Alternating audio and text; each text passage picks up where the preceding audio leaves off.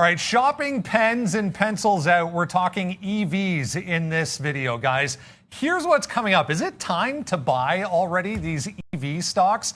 And yeah, is there still China risk involved here for some of these? We'll touch on that. Also, what company is actually leading? And we'll give you a few examples of names that you can be looking at right now. Let's jump right into things, guys.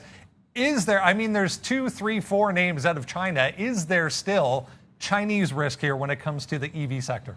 Look, there's some economic risk in China with regards to what could happen with Evergrande, and I think it could affect the broad economy. And then maybe you're waiting on some of these. And I'm going to tell you to wait on the name like NIO, but I want to quickly show you some of the leaders. And this might surprise you. The top, and thank you to CNBC for this, but your top 15 models that are selling in China, and you're going to see, of course, GM start up there or a combination, the Mini, but number 2 and 3, the Model 3 and the Model Y.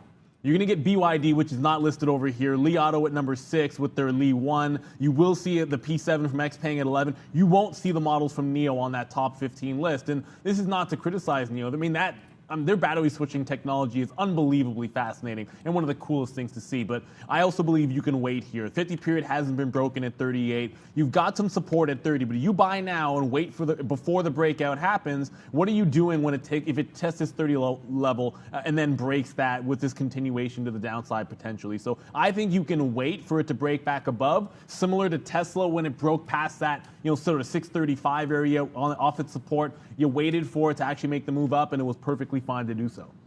Yeah, look, I think that, the Evergrande, good exposure there with China, and I think that's one of the big risks, right, you always have in that economy. But we'll stay here in the U.S. with Fisker. I think Fisker has a good opportunity right now. Oh, I want to hit this graphic. I was waiting for that, so I don't want to forget their unplug. There it is. Yeah, okay. So Fisker, look, these stocks all carry risk, no matter which stock you're talking about. I believe, if you did want, it's hard to say, it's not that hard to say this, but maybe Tesla might carry the lowest amount of risk because of all the different things that they're doing. But I like Fisker down here. They already have 16,000 reservations plus for the Fisker Ocean. They will be starting production on these late 2022. But this is the thing. There's also something else that they have, and that's going to be the marketing power, because they're going to, and they've already done it, this is being worked on right now, the Pope Mobile. So the Pope will be traveling around in a Fisker Ocean starting in 2022. I think they were saying October or November. So that's free marketing. That's going to be on all the major stations, and you're going to be hearing about Fisker. So that's a little ways away, but I think the Fisker Ocean is one that I can believe in.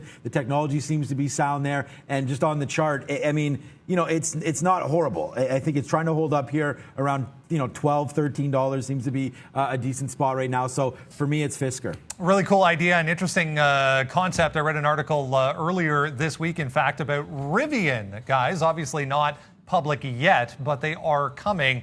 The article that I read initially just said that they want to become the Tesla of electric trucks, which is cool if they can get there. But watch out for Rivian coming to a public market near you shortly as well. Here comes Miss V. Hey guys, thank you for this great explanation. Dear viewers, please subscribe to this channel to see more great videos.